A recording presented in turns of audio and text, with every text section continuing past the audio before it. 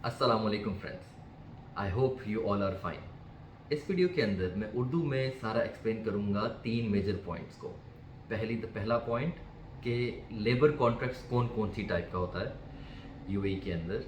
दूसरा कि अगर तो वो टर्मिनेट हो तो कैसे किया जा सकता है और क्या क्या कॉन्सिक्वेंसेज होते हैं। और तीसरा कि जब जॉब ख़त्म होती है तो एंड ऑफ सर्विस जो सेटलमेंट होती है और जो आपके लेबर के राइट्स होते हैं वो क्या क्या होते हैं और वो कैसे कैसे कैलकुलेट किए जाते हैं और कैसे देने होते हैं।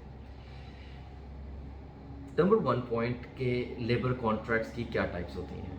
तो वी नीड टू अंडरस्टैंड कि 2 तरह के लेबर कॉन्ट्रैक्ट्स यूएई के अंदर ज़्यादातर यूज़ होते हैं। तीसरी टाइप है which is mainly in the free zone, लेकिन हम मेनलैंड की बात करेंगे कि यूएई मेनलैंड के अंदर कौन से टाइप का लेबर कॉन्ट्रैक्ट होता है। तो एक होता है लिमिटेड कॉन्ट्रैक्ट, एक होता है अनलिमिटेड कॉन्ट्रैक्ट। दोनों में डिफरेंस क्या है? मेजर डिफरेंस ये है कि लिमिटेड कॉन्ट्रैक्ट को टर्मिनेट नहीं किया जा सकता है यूनिलैटरली, मतलब एक बंदा कंपनी या एम्प्लॉयर एम्प्लॉय दोनों अकेले अपनी मर्जी से इसको टर्मिनेट नहीं कर सकते हैं। अगर तो टर्मिनेट करना है तो एक प्रोसीजर है जिसको फॉलो करना है, जो मैं इस वीडियो में आगे आपको बताऊंगा। अनलिमिटेड कॉन्ट्रैक्ट के अंदर ऐसा नहीं है। अनलिमिटेड कॉन्ट्रैक्ट के अंदर आप जो लेबर होता है या जो एम्प्लॉय होता है, दोनों के पास ये राइट है कि वो अपना जो एम्प्लॉयमेंट कॉन्ट्रैक्ट है उसको टर्मिनेट कर सकता है। वो कैसे करेगा और प्रोसीजर क्या होगा? तो उसके लिए वो सिंपल है। 1 मंथ से लेके 3 मंथ्स तक का नोटिस पीरियड होता है, जो कि दोनों पार्टीज में से किसी एक पार्टी ने सर्व करना होता है। और वो सर्व करने के बाद एज पर जो ये लेबर जो नोटिस पीरियड का जो टाइम है, ये भी आपके लेबर कॉन्ट्रैक्ट के मुताबिक है। ये अक्सर ख़त्म भी कर दिया जाता है कुछ, अगर तो आप लोग की अपनी अंडरस्टैंडिंग के मुताबिक ये बात मैटर करती है, लेकिन बाय लॉ आपको वो सर्व करना होता है। उसमें आप वो सर्व करते हैं और उसके बाद आपका जो एम्प्लॉयर होता है he have to cancel the visa. उसके पास वो लीगली बाइंडिंग होती है कि उसने वीज़ा कैंसिल करना है।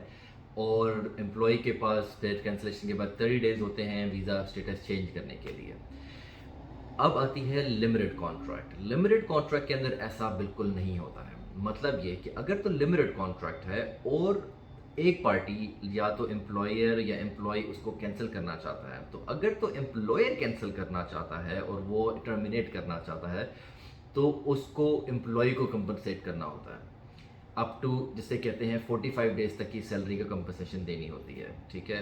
लेकिन same goes with the employ side as well. अगर तो एम्प्लॉय कैंसिल करता है तो कंपनसेशन भी देनी पड़ सकती है, 1 साल का लेबर बैन भी लग सकता है, और ऑन टॉप ऑफ इट आपको और भी किसी किस्म की एब्सकॉन्डेंस या और जो लेबर के साथ जो एम्प्लॉयर के साथ हुए राइट्स, अगर तो कोई किसी किस्म की ऐसी चीज़ें या कोई ऐसा कुछ एक्सपेंस जो उसने आपके ऊपर स्पेसिफिकली किया है तो वो भी देना पड़ सकता है। लाइक स्पेसिफिकली अगर हम ये बात करें कि एक बंदा है जो कि जिसके पास ड्राइविंग लाइसेंस नहीं है और उसका एम्प्लॉयर उसको हायर इसलिए करता है कि उसके ऊपर वो सारा एक्सपेंस करेगा और 2 साल तक ये जो लेबर है, जो एम्प्लॉय है, ये एम्प्लॉयर के लिए काम करेगा, तो ये एक्सपेंस भी वो क्लेम कर सकता है बाय लॉ। अब आती है बात, हम चलते हैं सेकंड पार्ट की तरफ इसके वीडियो के, जिसके अंदर मैं आपको एक्सप्लेन करूंगा कि लेबर कॉन्ट्रैक्ट के बाद अगर तो टर्मिनेशन होती है तो क्या क्या हो सकता है और कैसे कैसे हो सकता है। हम ये कहते हैं कि एक तरफ तो बाय लॉ टर्मिनेशन है कि एम्प्लॉयर जो है वो एम्प्लॉय को टर्मिनेट कर रहा है, लेकिन वो उसको टर्मिनेशन एज पर लॉ कर रहा है, इसको पैसे भी पे कर रहा है और लिमिटेड कॉन्ट्रैक्ट है और उसने उसको एम्प्लॉय को सैलरी भी पे कर दी है 45 डेज़ की, और उसके बाद उसने उसको टर्मिनेट किया है और कोई मुश्किल नहीं है। और क्योंकि कंपनी के पास जस्टिफाइबल रीजंस थे, कंपनी बंद हो रही है, कंपनी के पास रिसोर्सेज नहीं है, लॉस्ट ऑल द प्रोजेक्ट, कोई ऐसे जस्टिफाइबल रीजंस हैं जिसकी बेस के ऊपर कंपनी बंद हो रही है और वो कंपनी अपने एम्प्लॉयज़ को निकाल रहे हैं, तो उनको, और वो अपने तमाम चीज़ें पूरी कर रहे हैं, मींस पैसे भी दे रहे हैं, ग्रेजुएटी बनती है वो भी दे रहे हैं, और एंड ऑफ सर्विस के बाद जो वापसी का रिटर्न टिकट है वो भी दे रहे हैं जो लोग वापस जाना चाहते हैं उनको, तो मुश्किल नहीं है। लेकिन अगर तो यही जो आपकी टर्मिनेशन विदाउट एनी कॉज होती है, हम कहते हैं कि एकदम आप ऑफिस गए और आपके एम्प्लॉयर ने आपको ये कह दिया कि तुम कल से ऑफिस मत आओ, तुम्हें टर्मिनेट कर दिया गया है, तो इसको कहते हैं आर्बिट्रेरी डिसमिसल, जो कि काम से रिलेटेड नहीं होती है। सिंपल आपकी टर्मिनेशन होती है जिस पे कोई कॉज नहीं होता है, आपको टर्मिनेट कर दिया जाता है।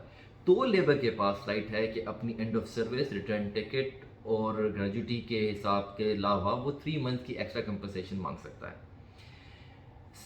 अब ये बात हम डिस्कस करते हैं, अगर तो अनलिमिटेड कॉन्ट्रैक्ट है तो ये कैसे होगा। तो भी ऐसे ही होगा। अगर तो विदाउट कॉज निकाला जा रहा है और इमीडिएटली निकाला जा रहा है without serving a proper legal notice, या अगर तो कोई डिसिप्लिनरी है और उससे पहले कोई 2 या 3 वार्निंग लेटर रिटन में नहीं दिए हुए हैं, तो भी एम्प्लॉयर के अगेंस्ट आप जा सकते हैं, अगर तो आपके पास proper cause, proper sufficient documents हैं। अगर तो नहीं है तो फिर जाने का फ़ायदा नहीं है, फिर आप जाएंगे, टाइम भी ज़ाया होगा और मसला भी आपके लिए भी बन सकता है। अब आती है तीसरी चीज़ के एंड ऑफ सर्विस की कैलकुलेशन। इसकी बेसिक अंडरस्टैंडिंग ये है कि अगर तो लिमिटेड कॉन्ट्रैक्ट है तो आपको फर्स्ट 5 ईयर्स तक ईच ईयर हर साल का 21 दिन की सैलरी मिलेगी, और वो बेसिक सैलरी के हिसाब से होगी, जो बेसिक सैलरी आपके लेबर कॉन्ट्रैक्ट में लिखी हुई है। अगर तो यही अनलिमिटेड कॉन्ट्रैक्ट है तो इसकी कैलकुलेशन थोड़ी डिफरेंट है। इसकी पहले 2 साल के लिए जो है डिफरेंट कैलकुलेशन है, दूसरे 2 से लेके 4 साल 5 साल के लिए डिफरेंट कैलकुलेशन है, और 5 साल से ऊपर की डिफरेंट कैलकुलेशन है। 5 साल से ऊपर जब होती है तो फिर आपको सैलरी मिलती है, जो कि स्टार्ट होती है 2/3 से लेके 2/3, फिर 1/3, और फिर पूरी की पूरी सैलरी आपको मिलती है। तो जो 21 डेज की कैलकुलेशन होती है, जो डिफरेंट तरीके से की जाती है। उसके लिए आपको मिनिस्ट्री ऑफ ह्यूमन रिसोर्स की वेबसाइट के ऊपर भी जो ग्रेजुटी कैलकुलेटर्स हैं वो भी अवेलेबल हैं, वो भी आप यूज़ कर सकते हैं। आई होप कि this video have answered many of your questions, and अगर कोई भी इससे रिलेटेड आपका क्वेश्चन है जो कि आपके लिए कन्फ्यूजन क्रिएट कर रहा है, तो आप प्लीज़ मुझसे कमेंट बॉक्स में ये क्वेश्चन पूछ सकते हैं। Please keep on supporting, please follow me on Instagram and YouTube as well. I'm trying my best to help anyone in the time of need.